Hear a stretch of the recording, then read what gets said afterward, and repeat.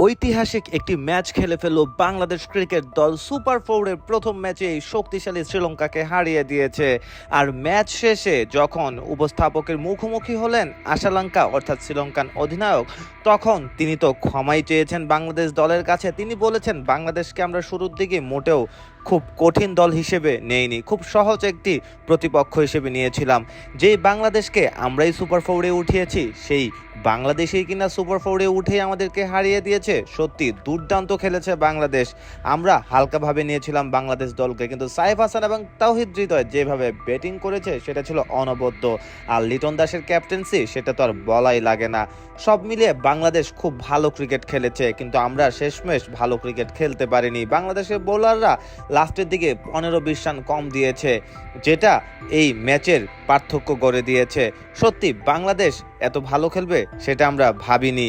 আমরা ভেবেছিলাম মিনিমাম 20 থেকে 30 রানে জয়লাভ করব, কিন্তু বাংলাদেশ যেভাবে খেলেছে সেটা আমাদের ধারণার বাইরে।